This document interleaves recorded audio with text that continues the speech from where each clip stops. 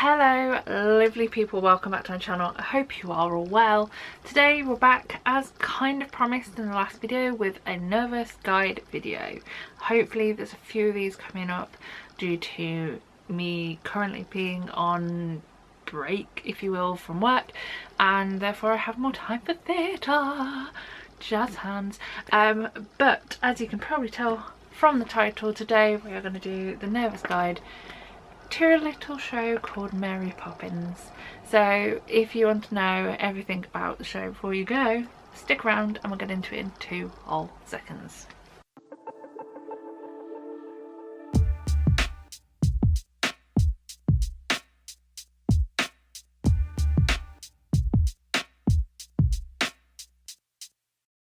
So yes, welcome back to another nervous guide. If this is your first rewind.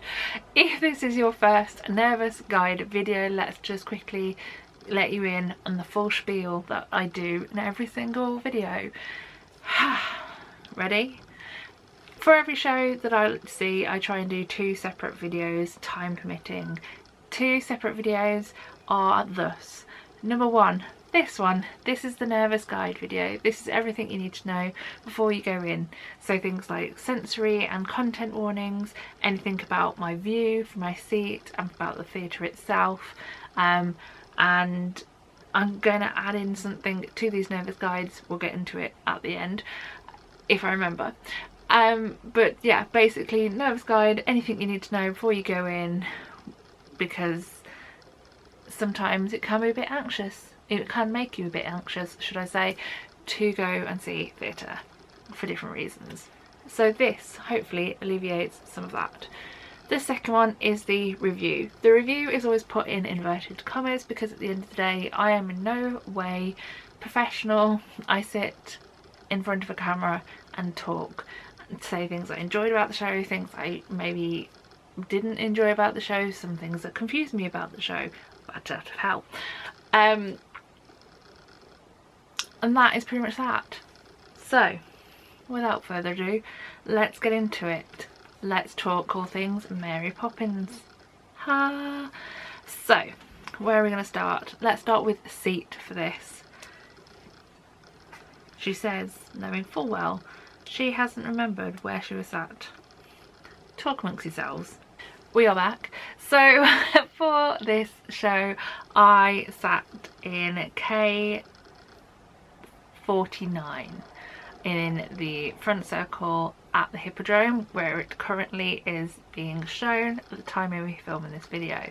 This is a tour, so if you're not seeing at the Hippodrome, disregard this. But I was sat in the circle, front circle, left, looking at the stage. K wasn't the best legroom seat that I've ever had at the Hippodrome. Behind us was the midway circle walkway. If you've ever been to the Hippodrome in Birmingham, you know this effect, but essentially there is a front circle and a back circle, or rear I believe they would like to call it, and in between there is a walkway which pretty much goes the full length, might be cut off, I can't quite remember, but there are doors for the front circle, and then there are a middle set of doors for the circle, which is where the walkway comes in, and then there is a back door at the top of the circle. Many doors at the Hippodrome. So we were the back row of the front circle bit. As always, I would try and leave a picture of my view. So we were on the end of our row, which wasn't a problem. The legroom wasn't the best. I got myself in a comfy position, but it was slightly awkward position at times. But the view was brilliant. I pretty much saw everyone's facial expressions like pretty decently, and yeah, it was a really good view. Did mean that the angle where we were could see most of the wires being used for certain tricks, but at the end of the day I am a 35-year-old woman and that some kind of magic is always going to be ruined. some of them I still can't work out to this day, because there are a few illusions and tricks and a little bit of Disney magic in this show, and yeah, sometimes some I still can't work out, and I've seen this show many a time. So that is my seat. Up next we have got sensory and content warnings. It's Disney, so content warnings, few and far between. Just going to the Birmingham Hippodrome website, they have got firstly an age guidance of 7+. They have said that the running time is 2 hours and 45 minutes, including an interval. I always forget to say that, so I thought I'd put it in here. And they've also got, this production contains theatrical smoke and fog effects, as well as strobe lighting, including parts during part of the show. Now, strobe lighting wasn't strobe. That's a sentence that's just come out of my mouth. The closest I can think to actual strobe lighting used in the show is for when there are thunder, lightning, stormy weather, which again, few and far between. And wasn't a major thing for me, because if you've never been here before, my major triggers in regards to sensory things for myself personally are flashing lights at times, loud noises, guns, visible guns, gun sound effects, i.e. gunshots, and loud noises such as those, and that is pretty much that. Now, I have seen the show a few times before, so I kind of knew certain things were going to happen, and therefore I was more prepared, but I didn't really find too much strobe lighting. But it is good to have that on a warning given by the website, because obviously there are people who can be quite severely triggered by flashing lights. So well done. My list is relatively short. I know my brightness is probably right up and you couldn't see any of that, but for me, the main things I wanted to just mention, firstly, for the first appearance of Mary Poppins at Cherry Tree Lane, there is what I've described in my notes as a partial stage blackout, in which the family of the Bankses go pretty much to the front of the stage, should I say, leaving the back of the set for Cherry Tree Lane, should I say, behind them, although slightly still lit up. But the light is pretty much posed on the family, and then the lights come up on the rest of the stage, and there is Mary Poppins magic. So it's not like a proper blackout as such, but it is something to be aware of. The major thing in Act 1 for me is the kitchen scene. That's how I've described it. You'll know what I mean if you see the show, because the house spins, the house set spins, and you are suddenly greeted with, instead of the front living area of the house, you've got the back of the house, which is the kitchen set. The doors open and the kitchen set is there for all to see. Then you see the housekeeper, Robinson Eye, Mrs. Banks, and then the children. When the children turn up, that is when this scene goes a little bit crazy. Not crazy, not loud crazy, but there are a few different noises, such as crashing, banging, plates falling off shelves. There is one, what I've described as hydraulic spray, because I don't know how else to describe it, but towards the back of the kitchen set there is one sudden gust of like steam spray. I don't know what it is. It is set off by Robertson Eye, to my knowledge. It's not loud, but it is a tss moment that you might need to be prepared for.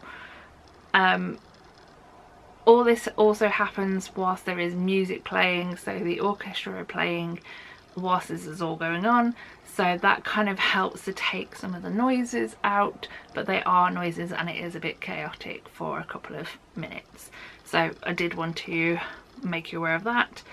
The only thing left in Act 1 is something that happens in playing the game, which for me personally I really enjoy, but I am aware it could be slightly scary for some people. During the song that pretty much finishes Act 1, which is playing the game, a large, and when I say large, it goes over the top of the house, a large puppet of Punch appears. It is 2 hands controlled, I'm assuming, by separate people on sticks, and then there is a head to it as well, which goes over the top of the house roof. I really enjoy that moment every time, because if you've never seen the show before or you have children around you, they're like, oh, I love that moment. But it is something to be aware of if you're not a fan of things like that. Act 2, again, I've got 2 small things. There is a second partial stage blackout, this time for Miss Andrews, who is the baddie of the piece, and not in the cool youth way that it is now. She's the not nice character. But she gets the same treatment for her entrance that Mary Poppins gets in Act 1. The rest of the people in that scene are put towards the front of the stage, the light is on them, the rest of the set behind them is dark, then lights come back up. Miss Andrews is here. Scary lady. And speaking of scary lady, the only other thing that really I wanted to mention in Act 2 is the Brimstone and Treacle Part 2. Part 1 is a bit scary, but nothing to worry about. Part 2, however, ends with some very high notes, some smoke, theatrical smoke, a cage that comes from a cupboard under the stairs, and it ends with Miss Andrews, spoiler alert, going into said cage under the stairs. She disappears. Magic of Mary Poppins. Every time Brimstone and Treacle is sung, alongside whenever Miss Andrews is in the fray of the scene, there is more of a greenish light, and it's obvious that she is the bad person. That is everything sensory that I wrote down. If you've seen this show and you feel like I've missed a major thing, please let me know in the comments. There is a few moments of like storm noises, as previously mentioned, but again, they're not like really loud sound effects, and I have previously seen this show a few times in my life, so I can't really say anything about those because I knew they were happening. Apologies. But the one thing I said that I was going to add into these videos, because if you've ever seen the title, I always call them The Nervous Guide to, and then the show, then I put experience and content / sensory warnings. Part of my experience is buying things, so I thought I'd use these videos to show you the merch I get at shows. Tell me if you like this idea or not. But I did kind of go a little bit ham for this show, which is why I thought I'd start with this one, and then I've got to try and remember to do it for future videos. But here is everything I bought from the merchandise stand at Mary Poppins. Firstly, I have already shown it off, but I've got the programme. This is the in-house one, which is why the Birmingham Hippodrome logo is down at the bottom and at the back. They're promoting all of their future shows, which I want to see at least 4 of them. So I got that. That was, I believe, £6. Do not quote me on this, and I'm not going to remember any of the other prices. I was bought, when I bought these tickets, because it was part of my birthday present, because I had my birthday this week, I was bought the, what they're calling this, souvenir brochure. brochure, which is full of lots of lovely pictures and little bits and bobs using the cast that are in this show. Like, this is the actual tour cast. The reason I say this is because sometimes you get these souvenir brochures and they are full of casts that haven't been in the show for years. So well done to Mary Poppins for that. So I got this set which has the souvenir brochure and also the keyring which has, ooh, Mary Poppins umbrella. Oh yes, she's chic. I might have to put these on my keys. And I also got the lapel pin because I collect them, which looks like this. And finally, I thought that was going to be it. I walked into the auditorium area with all that. Then I went for a walk at the interval and there was a secondary merch table, and on it was a bag, and I picked it up. I love a tote. I'm slowly collecting them up from theatres as well. I think this is my third tote now from a show, but this one has the head from the umbrella, and it also has a list of things that the children want from Mary Poppins, or want from a nanny. I liked it because it's obvious that it's Mary Poppins, but it's not obvious. And if it was obvious, I didn't really mind. But yeah, that is my little haul, if you will. Let me know if you want me to do future shows of what I buy from the merch. Sometimes it might just be a programme, sometimes it might be more. But that is pretty much that for this video. I'm gonna round it off, say thank you very much for watching, and I hope you enjoyed. I hope you come back for the next video, which will be the review. And yeah, that is it. All that's left to say is the usual, which is this: so long, farewell, auf Wiedersehen, and goodbye. Bye everyone.